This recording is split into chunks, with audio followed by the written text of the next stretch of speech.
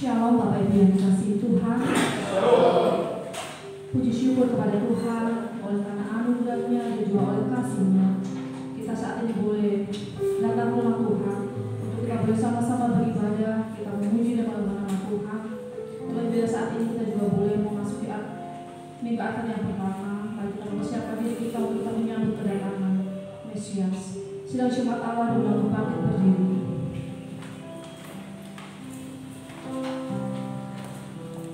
Mari kita mulai ibadah kita pada pagi hari ini. Kita akan satu pujian pada pagi ini saja.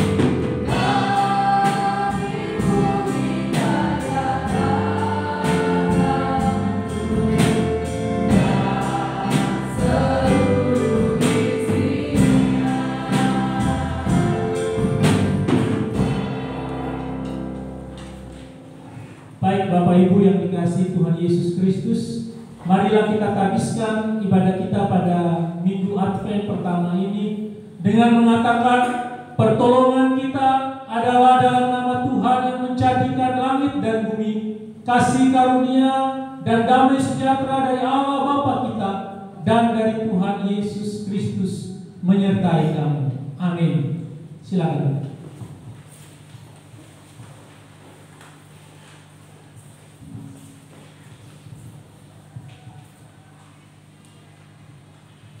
Nas pembimbing minggu ini terambil dari Matius pasal 24 ayat yang ke-36. Begini bunyi firman Tuhan, tetapi Tetapi tentang hari dan saat itu tidak seorang pun yang tahu, malaikat-malaikat di surga tidak, dan anak pun tidak, hanya Bapa sendiri. Amin. Sebelum kita melanjutkan ibadah kita, mari terlebih dahulu kita masuk dalam doa. Mari kita berdoa. Hati kami dipenuhi dengan limpahan ucapan syukur kepada-Mu ya Allah, untuk setiap kasih kemurahan Tuhan yang selalu Tuhan nyatakan dalam kehidupan kami pada anak-anak-Mu di tempat ini ya Bapa. Kami mengucap syukur untuk penyertaan Tuhan selama 1 minggu kebenaran yang telah kami lewati. Engkau senantiasa memimpin setiap apapun yang kami lakukan, kami kerjakan. Kau memberkati kami dengan hidup kami Bapa. Kami mengucap syukur ya Tuhan, karena pada pagi hari ini Engkau kembali izinkan kami bangun dari tidur kami boleh menikmati hari baru. Terlebih indah ya Bapa, kami mengucap syukur karena Tuhan izinkan kami anak-anak-Mu untuk kami boleh melangkahkan kaki kami datang ke rumah Tuhan untuk kami boleh beribadah, memuji dan mengenal Tuhan. Ya Bapa, kami mohon ampun di hadapan Tuhan untuk setiap dosa dan pelanggaran yang kami lakukan dalam kehidupan kami ya Bapa. Dosa melalui hati kami, pikiran kami, bahkan seluruh keberadaan hidup kami ya Bapa. Kami mohon ampun karena kami seringkali mendukakan hati Tuhan, sehingga ya Bapa, saat ini Tuhan berkenan melayakan kami untuk kami boleh menaikkan setiap puji-pujian kami. Terlebih kami boleh layak untuk duduk diam mendengarkan kebenaran firman-Mu ya Bapa. Tuhan, kami menyerahkan ibadah kami ini ke dalam pengasihan Allah. Biarlah Roh Kudus sendiri memimpin jalan ibadah kami. Dari saat ini kami mengawalinya, dan kami boleh mengakhirinya. Biarlah Roh Kudus selalu memimpin ibadah kami ini ya Bapa. Dan biarlah Tuhan tidak ada satu pun dari kami yang tidak diberkati oleh Tuhan. Terima kasih ya Bapa, terima kasih Roh Kudus. Dalam nama Tuhan Yesus kami telah berdoa dan mengucapkan syukur. Haleluya. Amin.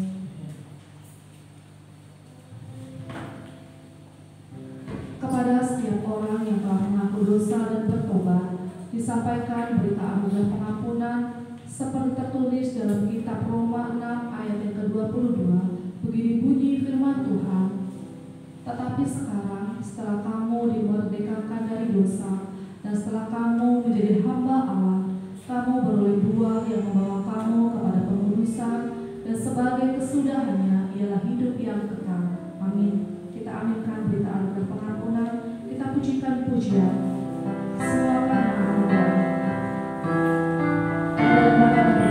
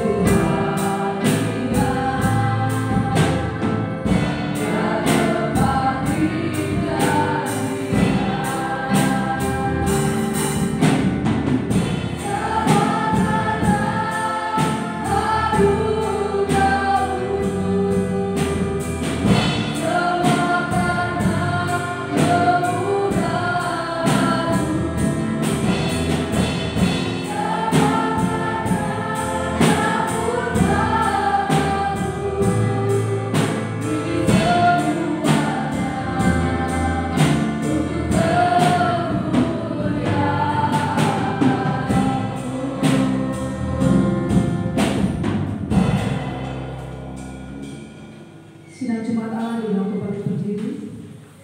Kita akan membaca bacaan pertama. Bacaan pertama minggu ini telah sampai pada Mazmur 24. Mazmur nomor 24. Kita akan membaca secara berbalas-balasan. Saya akan membacakan kalimat yang menjorok keluar. Bapak Ibu Jemaat semua membacakan kalimat yang menjorok ke dalam. Begitu seterusnya hingga ayat yang terakhir.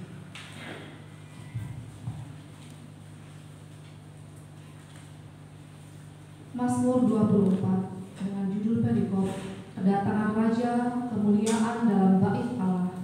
Mazmur Daud. Tuhanlah yang mempunyai bumi serta segala isinya, sebab Dialah yang mendasarkannya di atas lautan dan menegakkannya di atas sungai-sungai. Siapakah yang boleh naik ke atas gunung Tuhan? Siapakah yang boleh berdiri di tempatnya yang kudus? Orang yang bersih tangannya dan murni hatinya, yang tidak mendarahkan dirinya pada yang kemarin dan yang tidak bersifat palsu. Dialah yang akan menerima berkat dari Tuhan dan keadilan dari Allah yang menyelamatkan dia. Itulah angkatan orang-orang yang menanyakan dia, yang mencari wajah-Mu ya Allah. Angkatlah kepalamu, hai pintu-pintu gerbang, dan berangkatlah kamu, hai pintu-pintu yang berangkat atas, supaya masuk Raja Kemuliaan. Siapakah itu Raja Kemuliaan? Tuhan jaya dan perkasa, Tuhan perkasa dalam peperangan. Angkatlah kepalamu, hai pintu-pintu gerbang, dan berangkatlah kamu, hai pintu-pintu yang berabad-abad, supaya masuk Raja Kemuliaan. Siapakah dia itu Raja Kemuliaan? Tuhan semesta alam, Dialah Raja Kemuliaan. Amin. Dan jemaat bersama dulu kembali.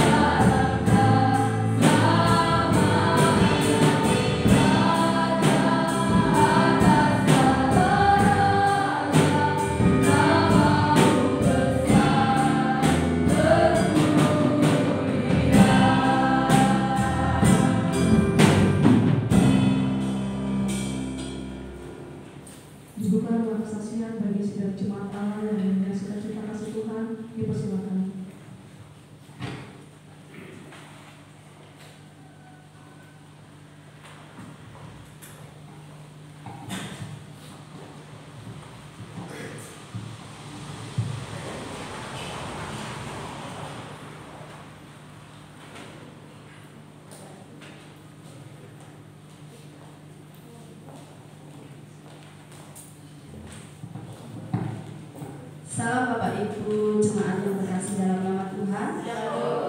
Pagi yang indah ini saya sungguh mengucap syukur jikalau saya diberikan kesempatan untuk menyaksikan cinta kasih Tuhan, di mana saya akan menyanyikan sebuah pujian dalam bahasa Jawa, di mana pujian ini mengingatkan saya secara pribadi di tengah goncangan kehidupan, baik permasalahan maupun pergumulan hidup. Saya diingatkan untuk terus mengingat Tuhan dan juga untuk terus memuji Tuhan baik itu siang dan malam. Mari kita terus mengingat namanya dan memuji kebesaran nama Tuhan.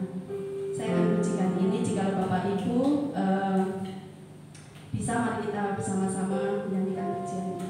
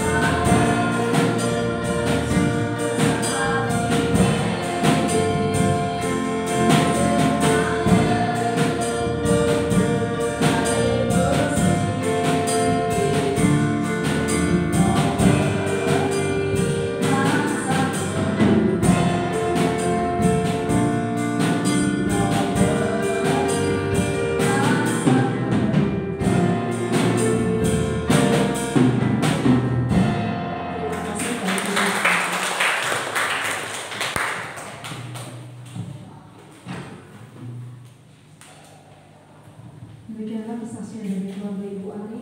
Biarlah kiranya menjadi berkat secara pribadi buat keluarga Ibu Ari.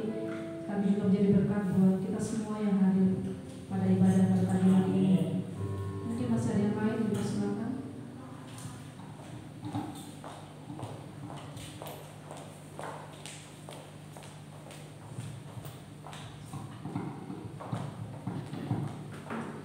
Shalom Bapak Ibu. Shalom. Puji Tuhan, terima kasih saya ucapkan kepada Tuhan Yesus. Terima kasih untuk ampunan dan pemeliharaannya sehingga kemarin saya boleh berjumpa dengan hari ulang tahun saya. Terima kasih juga buat Bapak Ibu yang telah menyampaikan ucapan selamat hari ulang tahun dan doa serta perhatian dari Bapak Ibu semua. Dan pada hari ini saya ingin menyampaikan sebuah kesaksian tanpa kita bicara ya bahwa hari ini mau kesaksian lagu Jawa. Saya pun tidak sedang menyiapkan sebuah pujian bahasa Jawa di mana mau menyatakan tentang bagaimana dahsyatnya Tuhan saya yang saya sembah. Tuhan Yesus itu nggak akan bisa dibandingkan dengan siapapun. Dialah yang sangat berkuasa, kuasanya tidak bisa dibandingkan dengan siapapun. Nah karena itu hari ini saya mau memuji Tuhan dengan judul Gusti Yesus Ojo Dibandingke. Kalau Bapak Ibu mau bersama-sama bernyanyi, silakan.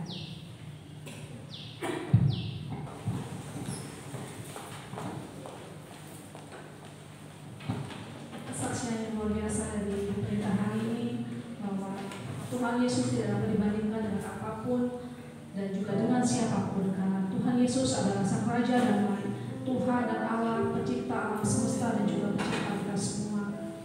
Mungkin masih ada yang lain, dipersilakan.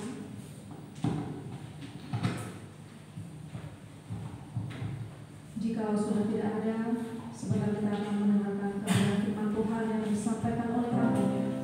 Mari kita sambut firman Tuhan ini dengan kita pujikan pujian firman jadi manusia.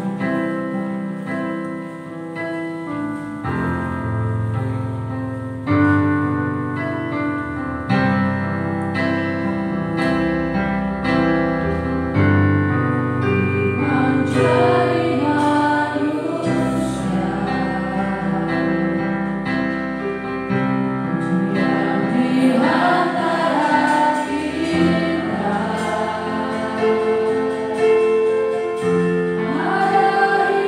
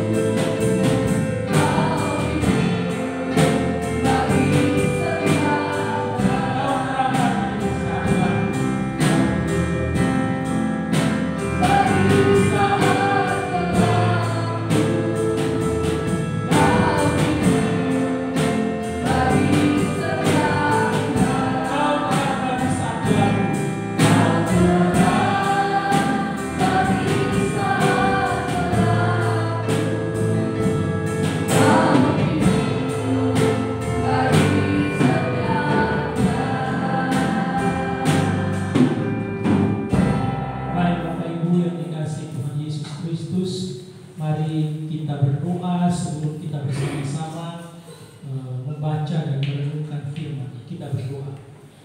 Terima kasih Tuhan Yesus Kristus, di minggu Advent yang pertama ini Tuhan, kami kembali datang ke hadapan Tuhan di dalam ibadah.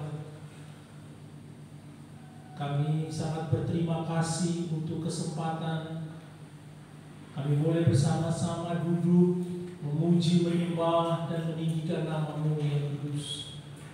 Tiba saatnya ya Tuhan, ibadah ini boleh didasari oleh kebenaran firman Tuhan. Mari Tuhan menolong kami sehingga kami semua dapat mengerti, memahami akan kebenaran firman Tuhan yang akan menuntun setiap langkah kaki kami di dalam perjalanan hidup kami ini Tuhan.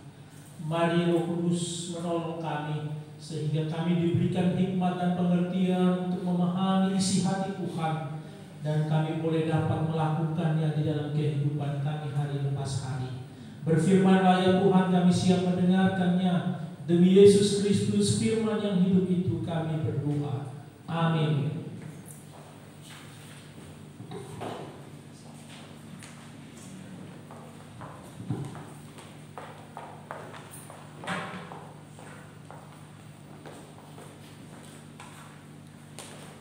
Ya baik. Shalom Bapak Ibu. Selamat pagi. Ya, puji Tuhan Yesus Kristus karena pada pagi ini selain kita juga mengakhiri minggu di bulan November ini dan juga menggumuli bagian tema tentang menjaga kelestarian alam, kita juga pagi ini mulai memasuki minggu Advent. Nah, minggu Advent di mana minggu kita bersama-sama merefleksikan akan kedatangan Tuhan Yesus Kristus. Bukan kedatangan Yesus yang pertama lagi, tetapi merefleksikan tentang kedatangan Kristus yang kedua kalinya untuk nantinya bersama-sama dengan kita hidup di surganya yang mulia. Jadi kedatangan pertama, Dia membawa damai, Dia mewartakan Injil kebenaran supaya setiap kita manusia boleh menerima kebenaran itu dan hidup di dalam kebenaran tersebut. Dan kedatangan yang kedua, Dia datang di atas awan-awan seperti Dia naik ke surga, kata Kisah Para Rasul ayat 1. Maka semuanya selesai ketika Dia datang untuk kedua kalinya. Ibu bapak yang dikasihi Tuhan Yesus Kristus, mari kita akan bersama-sama menggumuli bagian firman Tuhan dari Injil Matius pasal 24 ayat 29 sampai dengan ayatnya yang ke-36. Injil Matius pasal 24 ayatnya yang ke-29 sampai dengan ayatnya yang ke-36.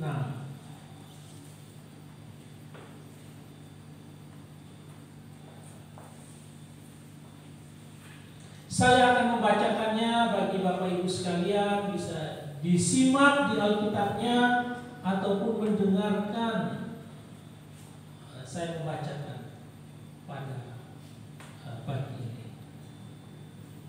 Kedatangan Anak Manusia, perumpamaan tentang pohon ara.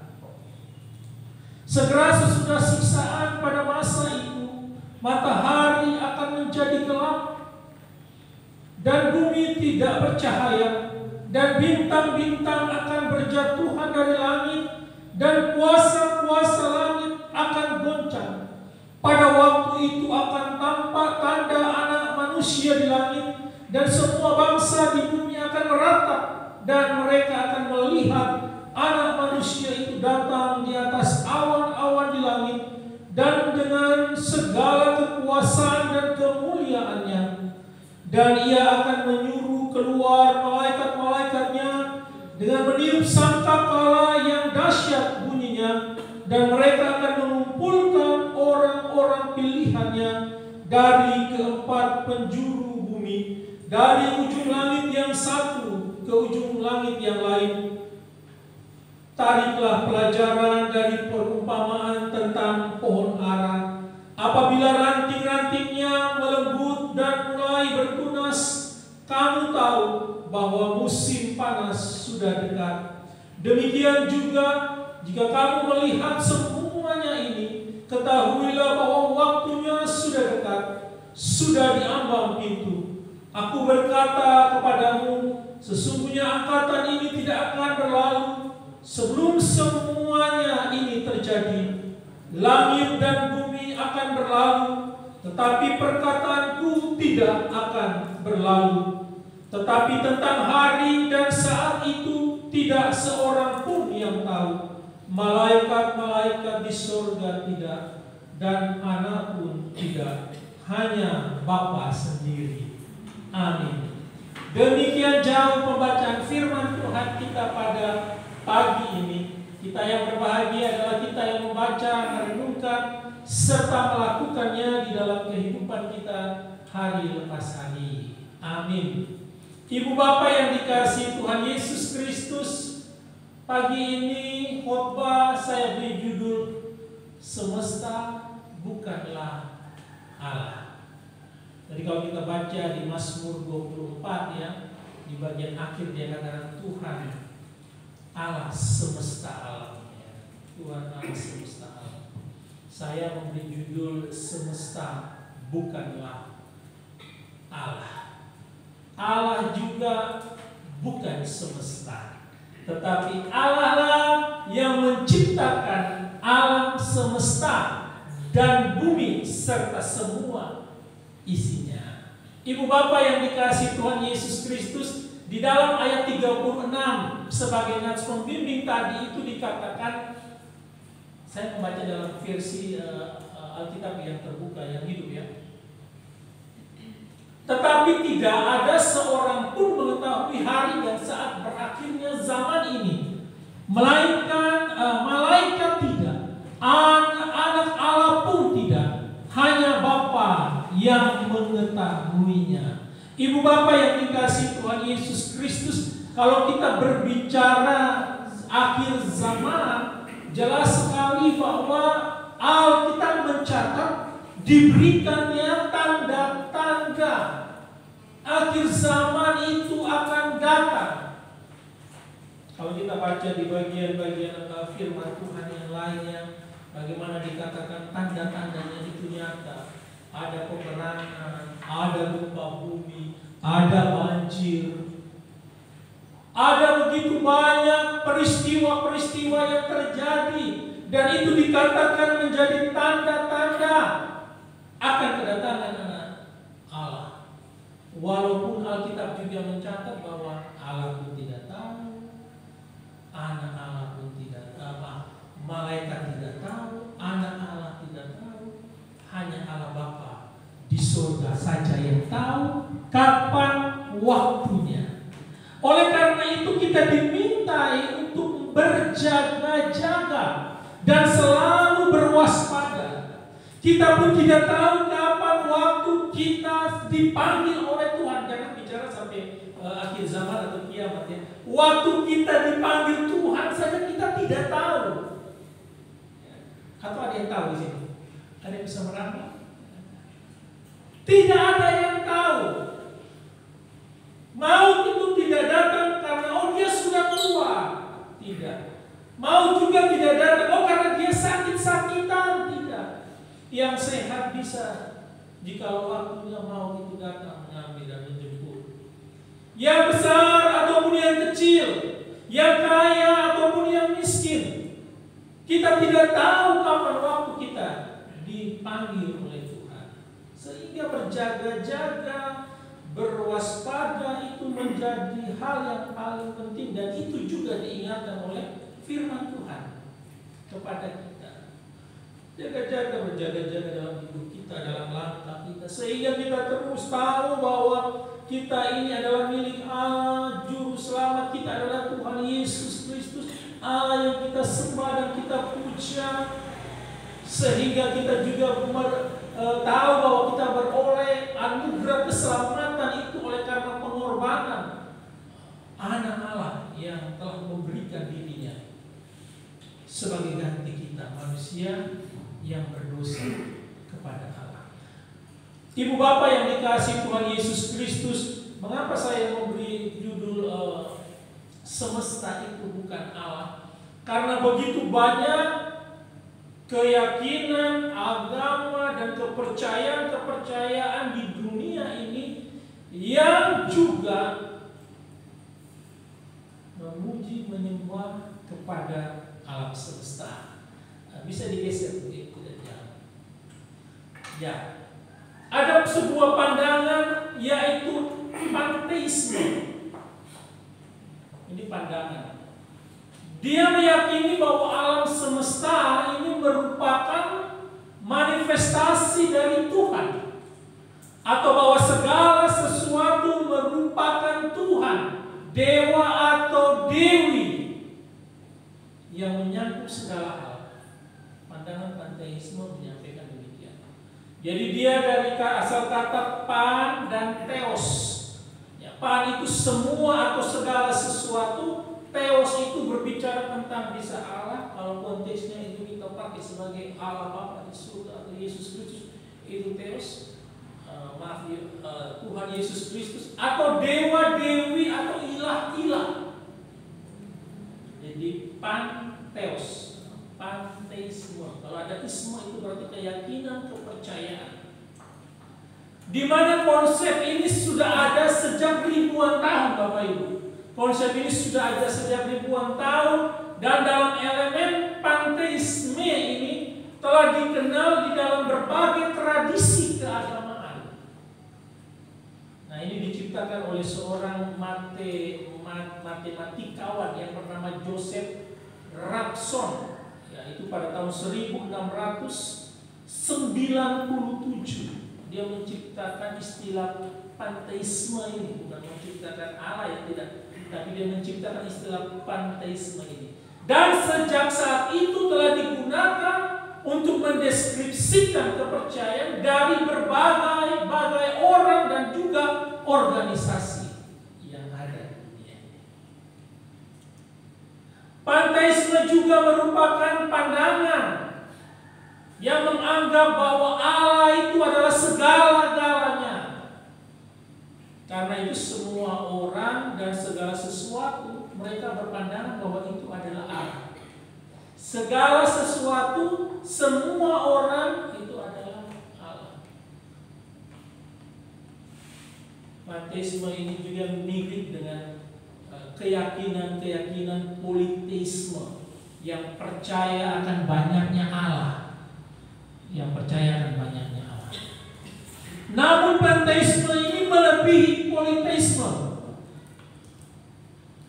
Mengapa melebihi politeisme? Karena dikatakan pohon itu Allah, batu itu Allah, sungai itu Allah, langit itu Allah, matahari itu Allah, bulan itu Allah, bahkan diri kita sendiri ini adalah Allah, kata pandangan panteisme ini. Jadi segala sesuatu itu mereka menganggap bahwa itu Allah, sehingga tidak heran jika saya katakan bahwa mereka melebihi agama-agama yang menganut politeisme, yang memiliki banyak dewa-dewi di dalam kepercayaan dan keyakinan mereka. Nah, panteisme inilah juga adalah yang menjadi latar atau melatari banyaknya sakte dan agama. Misalkan Hindu itu mereka percaya Allah itu Esa, tapi mereka juga punya dewa-dewi. Jadi mereka berkata bahwa banyak sekali nama dewa-dewi yang mereka sembah. Jainisme, Sikhisme, Konghucu, Buddhisme, dan begitu banyak lagi pemahaman dan pandangan-pandangan yang walaupun mereka katakan bahwa Allah itu Esa, tetapi ada di setiap dewa-dewi yang mereka sembah. Jadi ibu bapak yang dikasihi Tuhan Yesus Kristus, bahwa panteisme ini juga sudah berbicara tentang sakte atau ajaran. Nah, Alkitab apakah mengajarkan panteisme? Tidak. Alkitab sama sekali tidak mengajarkan, justru orang keliru memahami akan kebenaran Allah, tentang kemahahadiran Allah. Di dalam Mazmur nomor 139 ayat 7 dan 8 dikatakan, kemanakah aku dapat pergi menjauhi rohmu? Kemanakah aku dapat lari dari hadapanmu? Jika aku mendaki ke langit, engkau di sana. Jika aku menaruh tempat tidurku di dunia orang mati, di situ pun engkau ada. Ini kemahahadirannya Allah. Dan tidak ada satu ruang pun di muka bumi ataupun di alam semesta ini yang Allah itu tidak ada. Allah hadir di mana-mana.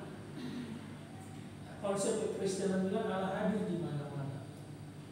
Jikalau Bapa dan Ibu dikuasai oleh Roh Allah dan kita adalah anak Allah, bukan berarti kita adalah Allah.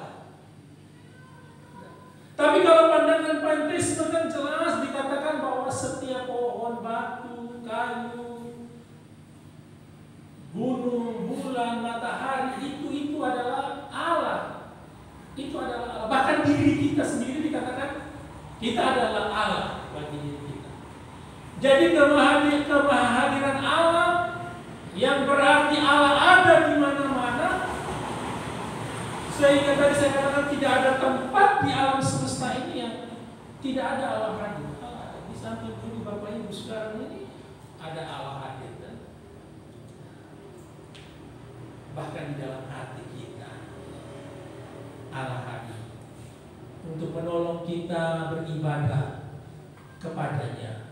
Sehingga kita bersama-sama juga bertemu dan berjumpa dengan Allah.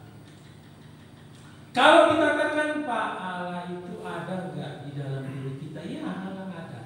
Tapi kita bukan Allah. Pak, pohon, laut, gunung itu diciptakan oleh Allah. Iya betul, diciptakan oleh Allah. Tapi mereka bukan Allah yang harus disembah. Sehingga kita harus tunduk dan memberikan persembahan kepada tadi kayu, batu, pohon, matahari, bulan, dan juga bintang-bintang.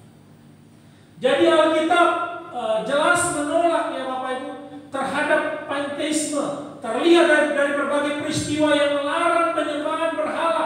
Alkitab melarang penyembahan berhala, melarang menyembah malaikat, melarang menyembah benda-benda langit, melarang menyembah unsur-unsur alam lainnya. Alkitab melarang. Sehingga kita hanya menyembah kepada Allah Bapa di surga. Karena kalau panteisme ini benar, maka seharusnya tidak ada salahnya bagi kita menyembah suatu benda, karena benda itu juga adalah Allah kan tadi katanya. Kalau panteisme itu benar, menyembah batu, menyembah binatang, pohon, sama dengan menyembah Allah. Kalau panteisme itu benar. Tetapi Alkitab secara jelas dan konsisten menolak, melarang penyembahan berhala apapun itu bentuk yang ada. Nah, Ibu Bapak yang dikasihi Tuhan Yesus Kristus, jikalau Allah ini adalah Tuhan atas alam semesta, Tuhan yang menciptakan langit, bumi, bahkan seluruh tata surya alam semesta ini begitu teratur mengikuti ritme yang telah diatur oleh Allah, maka tidak mungkin kita harus menyembah kepada alam semesta atau yang ada di sekitar kita, yaitu tadi pohon, gunung, batu, air, sungai, dan sebagainya, yang itu kita anggap bahwa oh ini penunggunya ada. Kalau kita sudah berpendapat demikian, kita pun juga sudah masuk kepada keyakinan animisme atau dinamisme tadi. Di benda-benda tersebut ada kekuatannya, ada penunggunya, atau ada arwah Mbah buyutku di samping rumah itu, sehingga aku harus memberikan persembahan berupa sesajen. Ya, ini sudah menganut dinamisme atau juga animisme.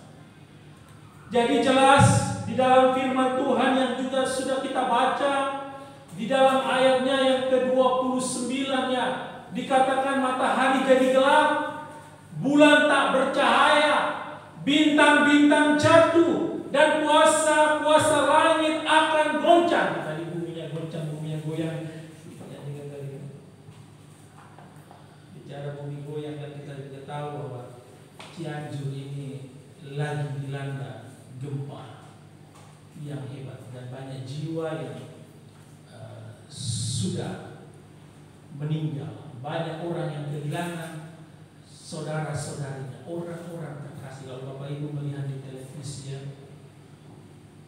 Tetapi sudah demikian juga kalau kita lihat juga di televisi, bagaimana mereka juga menghadang bantuan-bantuan, lalu mereka memaksa untuk menurunkan di daerah mereka. Padahal bantuan itu ingin dibawa ke tempat yang justru dampaknya lebih kuat. Ketika tidak diikuti oleh maunya mereka, kemudian lalu disuruh kembali ya. Supir kalau kita lihat dia itu, ya udah kita kembali saja. Karena memang tujuannya bukan ke daerah mereka, tapi justru kita masih sempatnya begitu. Ada lagi kalau kita lihat bagaimana salah satu sinode di Jakarta yang memberikan bantuan. Ya memang ada tulisan dengan jelas kalau itu sudah lihat ya. Kemudian simbol itu atau tulisan itu dirobek. Karena pemberian bantuan itu adalah berupa tenda ya. Dirobek supaya nama gereja sinode itu tidak ada. Ya memang bukan tujuan untuk supaya ini nama gereja atau sinode atau apa, alat tahu ya. Tapi minimal mereka juga tahu bahwa negara ini adalah negara yang majemuk. Begitu banyak agama-agama dan kepercayaan yang diakui di negara ini ada 6. Jikalau kita membantu kan tidak ditanya agamamu apa, tapi kan itu bicara tentang kemanusiaan. Tapi yang terjadi demikian. Dan saya percaya bahwa itu juga cara Tuhan supaya Injil keselamatan bisa sampai di sana. Nama Tuhan terus diberitakan dan disampaikan. Di dalam Lukas 21 ayat 25 juga dikatakan ada tanda-tanda pada matahari, bulan dan bintang, deru dan gelora laut. Nah ibu bapak, jika matahari menjadi gelap, bulan tak bercahaya, bintang-bintang berjatuhan, kuasa langit akan goncang, bagaimana bisa kita datang dan kemudian menyembah kepada elemen-elemen yang ada di alam semesta ini? Padahal itu semua diciptakan oleh Allah. Dan itu tidak layak sama sekali untuk kita sembah. Karena Allah yang menciptakannya. Allah atas alam semesta. John Calvin dia katakan, jadi sekalipun bisa dikecilkan sedikit, ini tidak kelihatan tulisannya. Lagi.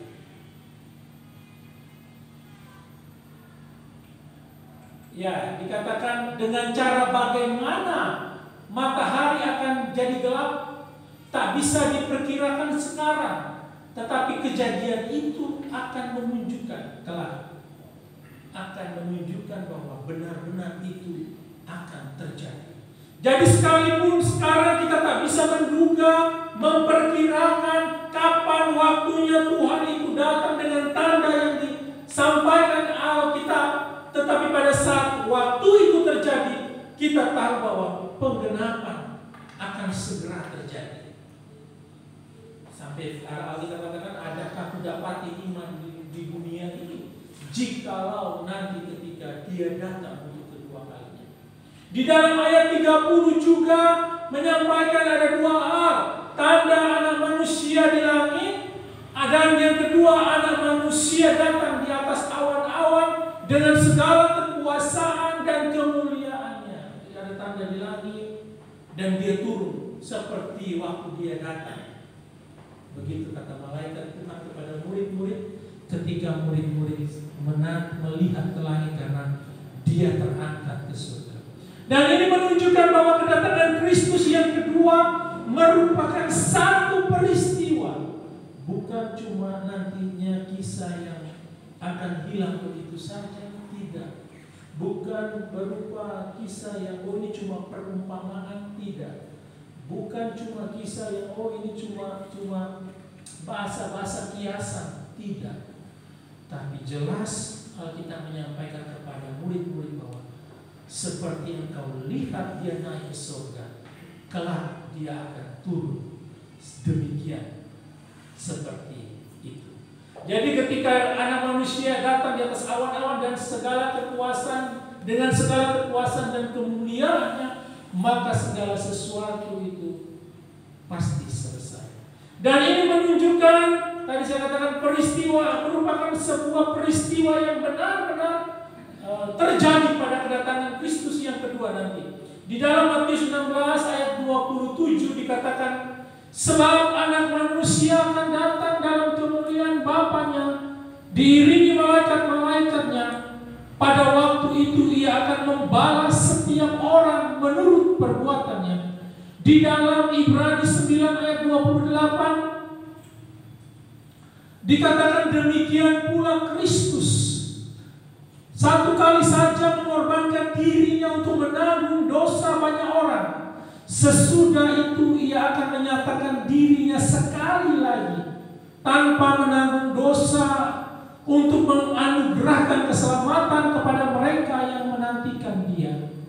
Dan kemudian di 1 Tesalonika 4 ayatnya yang ke-16 dan ayat 17 dikatakan, sebab pada waktu tanda diberi, yaitu pada waktu penghulu malaikat berseru dan sangkakala Allah berbunyi, maka Tuhan sendiri akan turun dari sorga, dan mereka yang mati dalam Kristus akan lebih dahulu bangkit. Sesudah itu kita yang hidup, yang masih tinggal dan akan diangkat bersama-sama dengan mereka dalam awan menyongsong Tuhan di angkasa.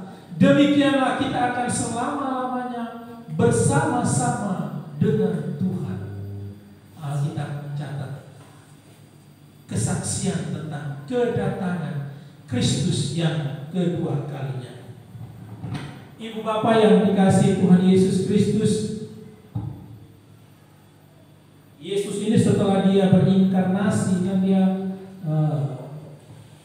satu pribadi dengan dua hakikat, Bapak Ibu. Satu pribadi dengan dua hakikat, sehingga dua hakikat itu adalah hakikat keilahian dan hakikat sebagai manusia. Jadi satu pribadi punya dua hakikat. Kalau Allah Tritunggal, itu Allah itu Esa. Allah itu Esa, satu esensi dengan tiga pribadi. Pribadi Allah Bapa, Anak, dan juga Roh Kudus. Sifat-sifat ilahi dan sifat-sifat manusia Kristus ini nampak di dalam Alkitab. Dari Injil Matius sampai dengan Injil Yohanes itu menyampaikan. Dan kalau kita lihat di ayat 36, ini jelas bahwa menunjukkan bahwa sifat kemanusiaannya itu sedang dialaminya. Sehingga ketika dikatakan, tetapi tentang hari dan saat itu tidak seorang pun yang tahu, malaikat-malaikat di sorga tidak, dan Anak pun tidak, hanya Bapa sendiri. Kalau kita konsep kita bahwa Allah itu, Kristus itu adalah Allah, seharusnya dia tahu kan. Tetapi di dalam pengajaran Kristen, tadi saya sampaikan bahwa dia memiliki dua hakikat yang sama-sama berjalan beriringan. Di saat mana kemudian dia menunjukkan kemahakuasaan, Matius 8 ayat 23 sampai 27, dan ada ayat-ayat yang menunjukkan tentang kelemahannya. Yohanes 4 ayatnya yang ke-6. Atau di saat mana dia menunjukkan kemahatauannya, dia tahu segala sesuatu. Tetapi ada ayat-ayat yang juga menunjukkan bahwa dia terbatas, dia tidak maha tahu. Salah satu contoh yang kita baca saat ini, kemanusiaannya berbicara. John Calvin bilang begini, karena kita tahu bahwa di dalam Kristus itu ada dua hakikat, dipersatukan di dalam satu pribadi sedemikian rupa sehingga masing-masing mempertahankan sifat-sifatnya, dan teristimewa hakikat ilahi ada dalam keadaan ketika tidur atau istirahat, dan sama seperti tak menggunakan dirinya pada saat hakikat manusia harus bertindak secara terpisah sesuai dengan apa yang khas pada dirinya sendiri dalam melaksanakan jabatan pengantara. Karena itu tidak ada ketidaklayakan di dalam mengatakan bahwa Kristus yang tahu segala sesuatu, Yohanes 21:17, tidak mengetahui tentang sesuatu yang berkenaan dengan pengertiannya sebagai manusia. Karena kalau tidak, ia tidak bisa mengalami kesedihan dan kekhawatiran dan tidak bisa menjadi seperti manusia. Karena apa? Karena manusia yang harus menggantikan kita sebagai penebus dosa, manusia yang sempurna. Nah, Kristus ini adalah manusia yang 100% sempurna. Kalau kita menuntut supaya dia tetap menunjukkan keilahiannya, maka bisa jadi dia tidak akan bisa menebus kita. Karena apa? Dia tidak turut merasakan. Nah, oleh karena dia bisa merasa ngantuk, bisa merasa sedih, bisa merasa lapar, bahkan kesakitan ketika dia harus menerima hukuman untuk menebus dosa Bapak, Ibu, dan saya. Dia juga rela mati di atas kayu salib. Hanya bedanya kalau kita mati oleh karena memang waktunya, tapi Kristus mati karena dia sendiri yang menyerahkan nyawanya kepada Bapa di surga. Ibu bapak yang dikasihi oleh Tuhan Yesus Kristus, ada seorang ahli teologi mengatakan bahwa Yesus mempunyai dua pikiran dan kesadaran, manusia dan juga ilahi, yang timbul tenggelam secara bergantian. Pergantiannya itu diatur oleh yang ilahi. Pada saat pikiran ilahi muncul, jelas dia maha tahu. Tetapi pada saat pikiran manusia muncul, ia tidak maha tahu. Jadi ketika ia mengucapkan di ayat 36, pada saat pikiran manusiawinya yang muncul. Dan karena itulah dia tidak tahu kapan waktu hari Tuhan itu. Kalau kedatangan hari Tuhan dengan tanda-tanda yang tadi dahsyat seperti itu, matahari gelap, bintang akan jatuh, bulan sudah tidak lagi bercahaya, kemudian ada gempa bumi, ada banjir, ada tanah longsor dan lain sebagainya. Ini jelas bahwa alam semesta ini ada yang menciptakannya. Walaupun kita sudah tahu, oh itu kan karena fenomena Pak. Kalau gempa bergeraknya kulit bumi kan Pak, sehingga terjadinya gempa. Kalau kilat terjadinya pertemuan ion positif dan ion negatif. Oh kalau matahari gelap kan itu gerhana Pak. Itu kan gerhana, karena kita sudah belajar kan. Kita sudah belajar ilmu pengetahuan, itu gerhana. Tahukah bahwa itu semua sudah ditentukan dan diatur oleh Allah yang begitu luar biasa menyampaikan itu semua. William Hendrickson juga menyampaikan bahwa ini membuktikan kesia-siaan dan keberdosaan dari setiap usaha manusia untuk meramal hari di mana Yesus akan kembali. Jadi jika Tuhan sudah katakan bahwa Dia adalah pencipta alam semesta, Dialah yang mengatur seluruh ritme yang ada di alam semesta, bahkan manusia Dia ciptakan. Bagaimana mungkin bisa manusia meramalkan akan kedatangannya yang kedua? Bagaimana mungkin manusia bisa tahu terjadinya hari kiamat? Pasti tidak mungkin dan pasti itu bohong. Berapa kali kan pembuatan manusia yang mengatakan nanti kiamat, nanti kiamat, nanti kiamat. sampai 2022 dan mau masuk 2023, ramalan atau membuat yang mereka katakan itu belum terjadi juga. Belum terjadi juga. Belum tiba waktunya. Oleh karena itu kita masih diberikan kesempatan untuk mempersiapkan diri kita. Jadi Hendriksen ini menyebut usaha untuk mengetahui hari Tuhan adalah sia-sia, karena usaha itu tidak mungkin akan berhasil, tetapi juga menyebutkan sebagai keberdosaan, karena usaha itu menunjukkan bahwa orang itu tidak percaya pada apa yang Yesus katakan di dalam ayatnya yang ke-36. Cari tahu buat apa hari kiamat. Coba saja cari tahu kapan kita meninggal. Itu lebih baik supaya apa? Supaya kita lebih lagi mempersiapkan diri kita dengan sebaik-baiknya. Jikalau kita tahu kapan kita mati kan enak kan? Oh, mati usia 50 tahun, Pak Marcel mati usia 50 tahun. Oh, sudah siap-siap dari sekarang. Sudah bersiap karena sudah ada tertulis oleh kitab yang disampaikan oleh Tuhan, setiap nama-namanya akan mati pada usia kami. Kita akan siap-siap. Tapi karena kita tidak tahu, kita juga tidak bisa meramal, maka mari kita persiapkan diri kita dengan baik dan benar. Semua sudah dibaptis di sini. Ada yang belum masih kecil atau belum? Bagaimana kita kemudian meninggalkan setiap perbuatan-perbuatan dosa, kemudian berkomitmen untuk memberi diri melayani Tuhan. Salah dua syarat atau janji ketika kita dibaptis, supaya kita dapat memberikan diri kita yang terbaik kepada Tuhan. Dan yang terakhir Bapak Ibu, saya menutupnya dengan dua tulisan dari William Berkeley dan juga John Calvin. Dikatakan, ya sudah, oke. Dikatakan William Berkeley, karena itu jelaslah bahwa spekulasi mengenai saat kedatangan yang kedua itu tidak kurang dari suatu penghujatan, karena orang yang berspekulasi seperti itu merebut dari Allah rahasia yang hanya menjadi milik Allah saja. Bukan kewajiban dari siapapun untuk berspekulasi. Kewajiban adalah mempersiapkan dirinya sendiri dan berjaga-jaga.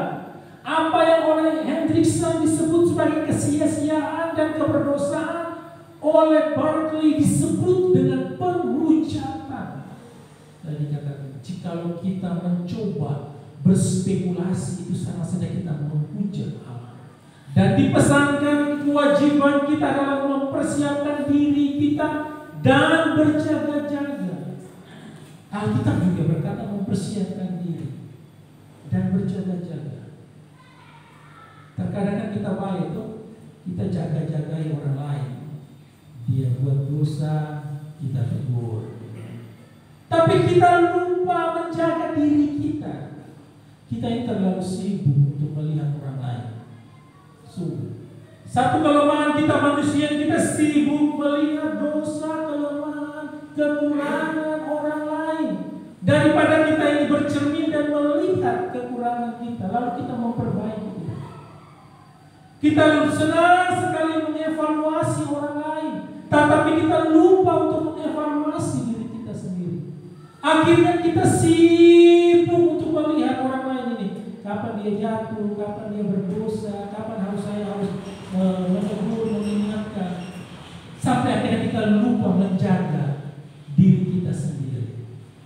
Ibu bapak, mengingatkan saudara-saudara yang melakukan kesalahan dosa itu memang kewajiban kita. Kalau terjadi di mata kita, itu memang kita harus ingatkan, kita harus tegur. Tetapi bukan untuk itu tujuan kita. Karena kalau kita habiskan waktu kita dengan demikian, maka jelas kita tidak akan punya waktu untuk mempersiapkan diri kita menanti kedatangan Tuhan yang kedua kali.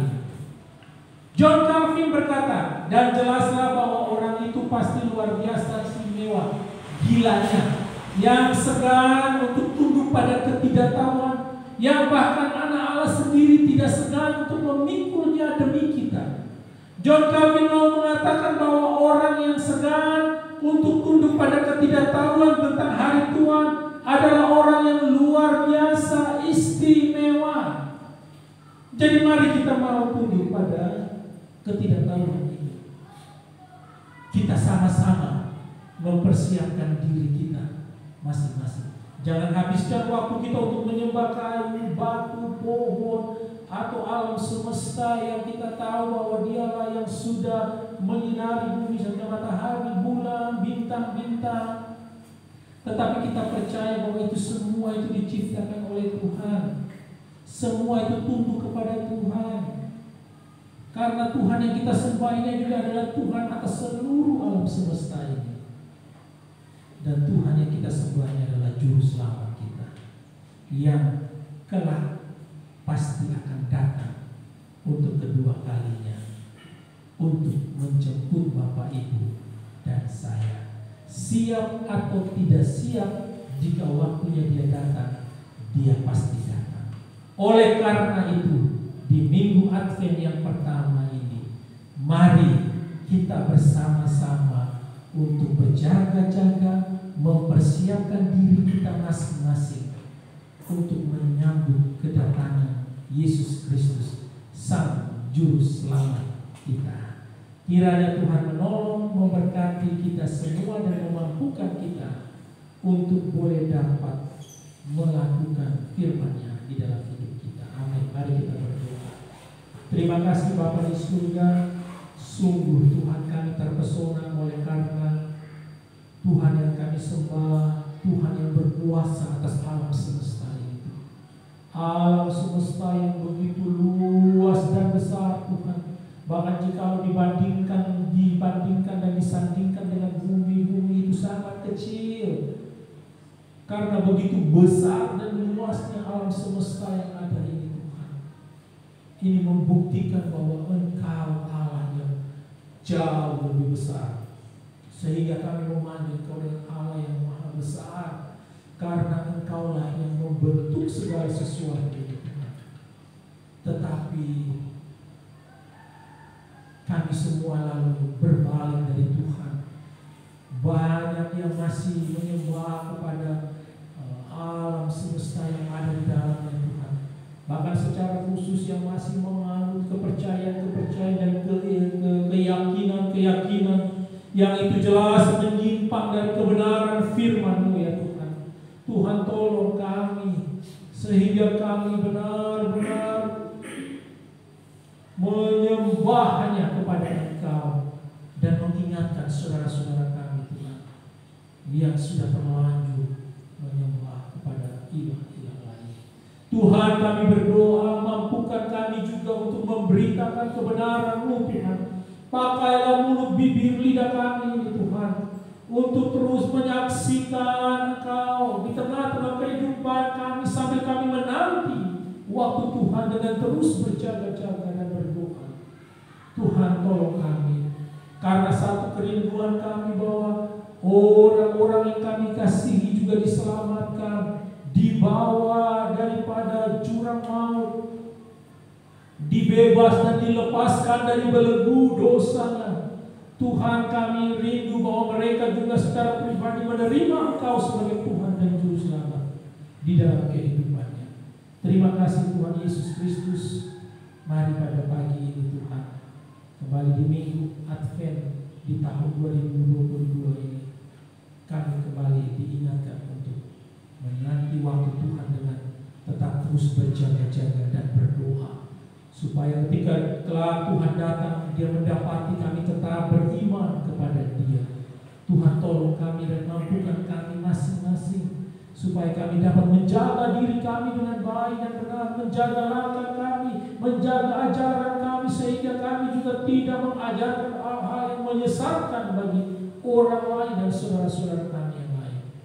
Terpujilah nama-Mu Bapa di surga, materaikan firman-Mu, dan Roh Kudus menolong kami ketika kami keluar dari tempat ini untuk menjadi pelaku-pelaku kebenaran firman Tuhan. Di dalam nama Tuhan Yesus kami berdoa. Amin.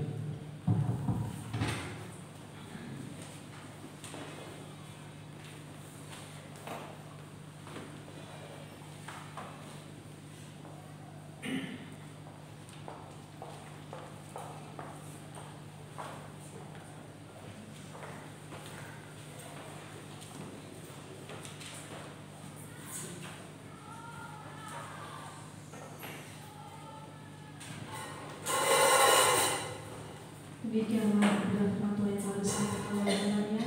Berbahagialah kita semua yang telah mendengar dan boleh menjadi pelaku kebenaran firman Tuhan. Sidang Jumat Allah dunia kembali berdiri. Kita akan mengucapkan pengakuan iman rasuli. Bersama umat Allah di sepanjang segala abad di atas muka bumi, marilah kita ikrarkan pengakuan iman rasul. Aku percaya kepada Allah, Bapa yang Maha Kuasa, langit dan bumi, dan kepada Yesus Kristus Anaknya yang tunggal Tuhan kita, yang dikandung daripada Roh Kudus, lahir dari anak darah Maria, yang menderita sengsara di bawah pemerintahan Pontius Pilatus, disalibkan, mati dan dikuburkan, turun ke dalam kerajaan maut. Pada hari yang ketiga, bangkit pula dari antara orang mati, naik ke surga, duduk di sebelah kanan Allah, Bapa yang Maha Kuasa. Dan dari sana Ia akan datang untuk menghakimi orang yang hidup dan yang mati. Aku percaya pada Roh Kudus, gereja yang kudus dan am, persekutuan orang kudus, pengampunan dosa, kebangkitan orang mati, dan hidup yang kekal. Amin. Kita semangat bisa duduk kembali. Pada saat ini kita akan coba bersama kepada yang bersilakan. Baik Bapak Ibu, mari kita satukan hati, kita tundukkan kepala kita dan kita mengangkat setiap syafaat kita kepada Tuhan. Tuhan, terima kasih Engkau sungguh baik di dalam kehidupan kami. Tak dapat kami membalas kasih dan kesetiaan Tuhan di dalam kehidupan kami. Karena terkadang kami tidak setia mengikut Engkau Tuhan. Terkadang kami berkhianat kepada Engkau ya Tuhan. Terkadang juga kami melukai hati-Mu yang suci Tuhan. Kami memohon kiranya Tuhan berkenan mengampuni semua perbuatan-perbuatan kami ini Tuhan. Melayakan dan menguduskan kami sehingga kami berkenan di hadapan hadirat Tuhan. Terima kasih banyak Tuhan Yesus Kristus, karena selain kami juga boleh mendapatkan anugerah pengampunan ini juga, kami juga boleh terus diberkati dengan kekuatan kesehatan. Kami juga diberkati dengan berkat makanan minuman. Terima kasih untuk kesetiaan Tuhan di dalam kehidupan kami yang terus memberkati kami di dalam setiap kehidupan kami pribadi lepas pribadi, bahkan keluarga kami. Bapa yang baik, Bapa yang kami puji dan kami sembah melalui Yesus Kristus Tuhan dan Juru Selamat kami. Pagi ini ya Tuhan, kami akan mengangkat dan menyampaikan setiap pergumulan yang kami bawa Tuhan, dan kami rindu meletakkannya itu di bawah kaki-Mu yang kudus. Kiranya Tuhan berkenan mendengarkan seruan dan doa-doa kami ini Tuhan. Mari menolong kami, mari menopang kami, mari memberikan kami kekuatan, mari juga memberikan kami hikmat, agar kami dapat boleh menemukan jalan keluar di tengah-tengah persoalan kami yang ada ini Tuhan. Karena kami tidak ingin persoalan kami diselesaikan dengan cara-cara manusia, tetapi kami rindu bahwa oleh hikmat Tuhan, Tuhan boleh menolong kami untuk menyelesaikan setiap persoalan yang ada Tuhan. Terima kasih Tuhan Yesus Kristus. Kami juga bersyukur karena dengan adanya persoalan, pergumulan yang datang di dalam kehidupan kami, bahkan silih berganti ini boleh menyadarkan kami bahwa kami lemah, kami butuh Engkau ya Tuhan. Karena itu tolonglah kami Tuhan. Ampunilah kami jika kami sering mengabaikan Engkau dan tidak mengutamakan Engkau di dalam setiap kehidupan kami Tuhan. Sehingga terkadang ketika persoalan itu datang, kami mencari bantuan lain di luar Tuhan. Kami mohon Tuhan Yesus mengampuni dan mengingatkan kami selalu. Terima kasih Tuhan Yesus Kristus, pada pagi ini kami juga menyerahkan setiap usaha pekerjaan yang telah Tuhan berikan kepada setiap jemaat-Mu yang ada di GKK Bulog ini Tuhan. Tuhan memberkati melalui pekerjaan dan usaha yang ada. Biarlah mereka boleh mencukupkan setiap kebutuhan hidup Tuhan. Memberkati baik sawahnya, baik ladangnya, baik ternaknya. Memberkati juga setiap usaha melalui wirausaha, orang-orang jemaat yang bekerja di bidang swasta. mereka juga yang melayani sebagai pengajar, mereka juga yang melakukan pelayanan sosial di dalam kehidupan. Tuhan memberkati apapun bentuk pekerjaan dari setiap jemaat Tuhan. Mari kuduskan dan berkatilah sehingga pekerjaan ini juga boleh mendatangkan berkat, tetapi juga pekerjaan ini juga boleh mendatangkan hormat dan kemuliaan bagi nama Tuhan. Oleh karena kami melakukannya dengan takut dan gentar akan Engkau. Ampuni kami Tuhan jika dalam pekerjaan kami melakukannya dengan tidak jujur. Ampuni kami Tuhan jika dalam kami mengerjakan kami melakukannya dengan curang. Ampuni kami Tuhan jika kami melakukannya dengan tidak takut akan Engkau Tuhan, sehingga tidak ada yang dapat kami bagikan kepada orang lain melalui pekerjaan yang ada ini Tuhan. Kami rindu kami menjadi berkat di setiap pekerjaan yang ada Tuhan, sehingga biarkanlah nama Tuhan dimuliakan dan ditinggikan. Terima kasih Tuhan Yesus, kami juga berdoa dan menyerahkan hamba-hamba-Mu yang sakit Tuhan. Tuhan menolong, menjamah dan menyembuhkan mereka, baik yang sedang duduk di tempat ini saat mengikuti ibadah ataupun yang sedang terbaring Tuhan oleh karena sakit yang dialaminya. Kami berdoa jamaah kuasa Tuhan menjamah dan menyembuhkan setiap hamba-Mu ini Tuhan. Secara ilahi Tuhan menolong mereka yang mengalami kesakitan dan kelemahan tubuh. Tuhan, kami juga berdoa dan menyerahkan hamba-Mu Pak Kris dan juga Ibu Mina, yang saat ini Ibu Mina sedang dirawat dan akan menanti waktu kelahiran. Tuhan juga menolong, memberikan ketenangan di hati, memberikan keyakinan dan kepercayaan supaya dapat menjalankan setiap proses ini dengan baik Tuhan.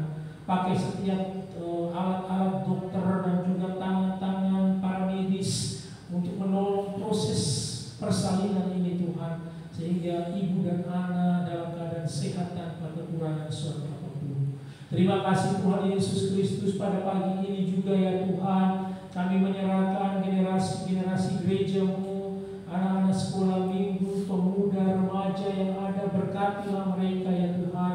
Kiranya sejak dini Tuhan menolong orang tua untuk terus menuntun, membimbing anak-anaknya di dalam takut dan gentar akan Tuhan, sehingga anak-anak ini juga boleh bertumbuh dengan baik dan benar seturut dengan iman Kristen, iman yang percaya kepada Engkau ya Tuhan. Mari Tuhan tolong setiap anak-anak kami ini juga Tuhan, sehingga sejak dini Tuhan terus menaruh beban-beban yang mulia untuk mereka boleh menyampaikan cita-cita mereka. Mereka juga boleh menyerahkan hidup mereka untuk melayani Engkau ya Tuhan.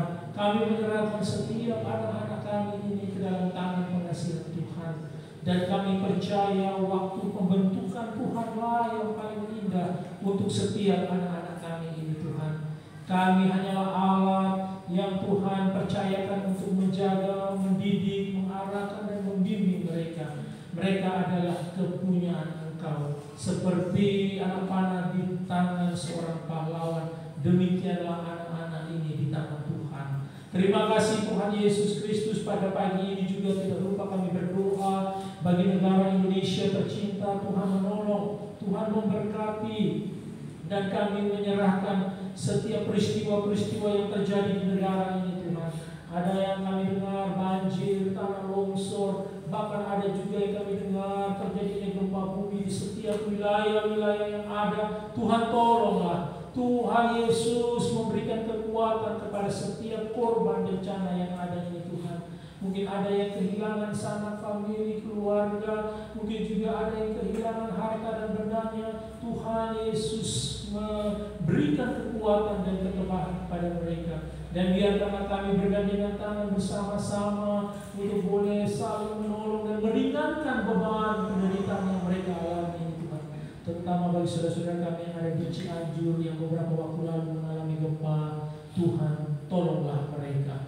Terima kasih Tuhan Yesus Kristus. Kami juga berdoa untuk setiap gereja-gereja Tuhan yang ada di Indonesia untuk mengambil bagian di dalam menciptakan generasi yang takut akan Tuhan, mengambil bagian juga untuk bersama-sama menjalankan misi kemanusiaan, sehingga setiap mereka yang terdampak bencana boleh menerima kasih dan kemurahan Tuhan melalui setiap tangan-tangan anak-anak Tuhan yang terlibat di dalamnya.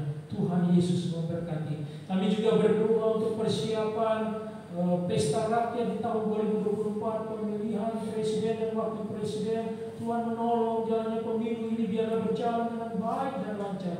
Setiap calon-calon yang ada Tuhan, siapapun itu nantinya kelak, Tuhan Yesus menolong mereka sehingga mereka boleh benar-benar berkomitmen untuk menjalankan tugas dan tanggung jawabnya dengan baik dan benar.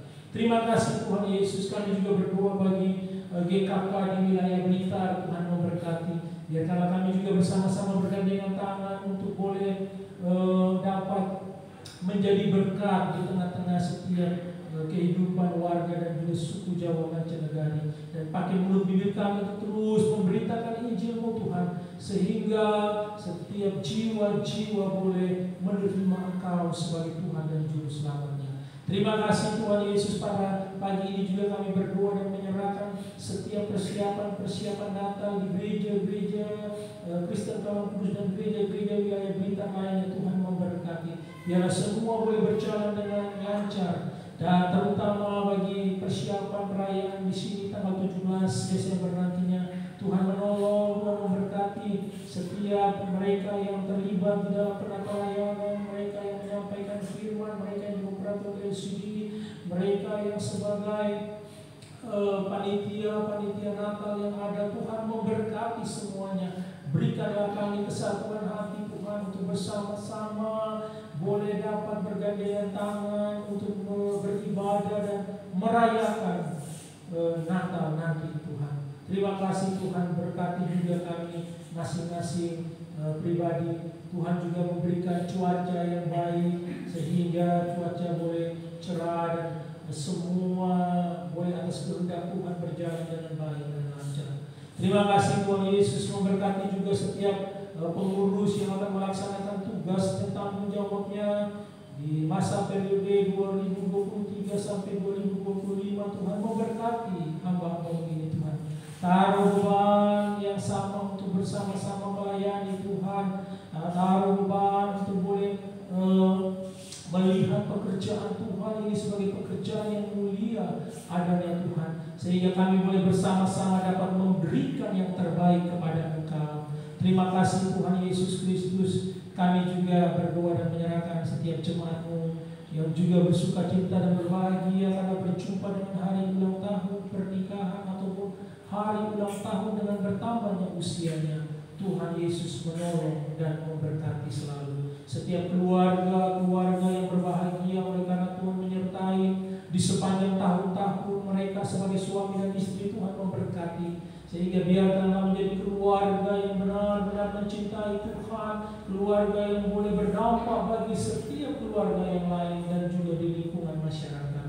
Kami juga berdoa bagi setiap hamba-Mu yang berjumpa dengan hari ulang tahunnya. Pada tanggal 26 kemarin Ibu Pendeta hari ini boleh genap berusia 41 tahun. Tuhan menambahkan usianya di tahun ini.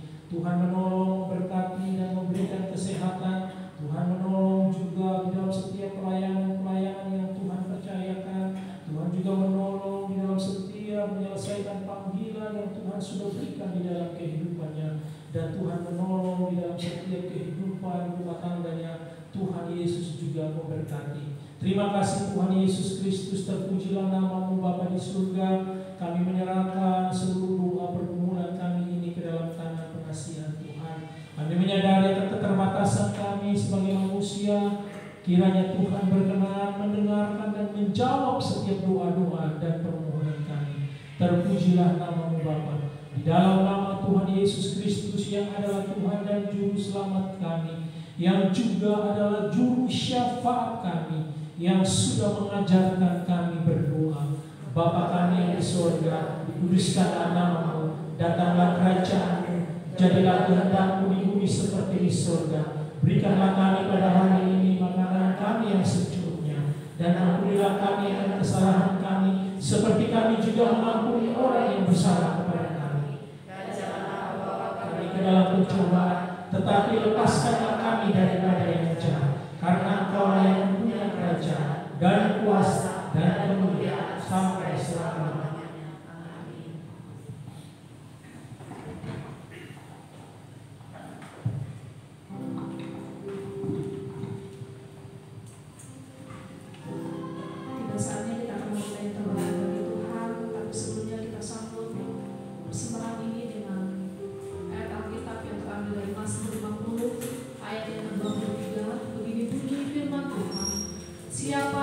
mempersembahkan syukur sebagai korban, ia memuliakan aku.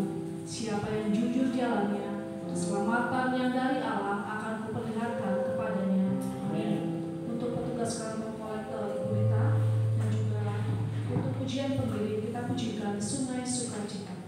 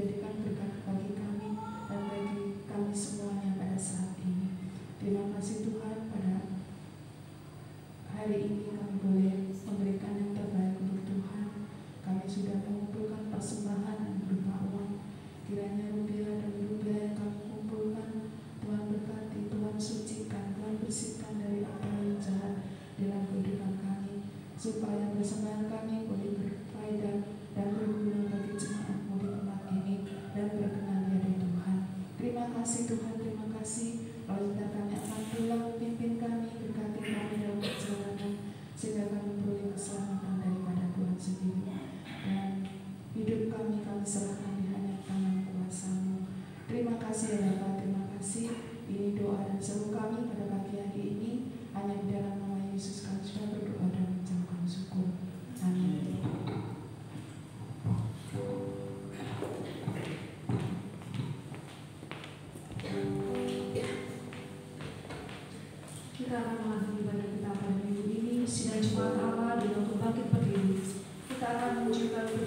Sokoni, puji Allah Bapa Putra, dilanjutkan doa berkat oleh hambanya dan wakil Jumat oleh Bapak Sulami.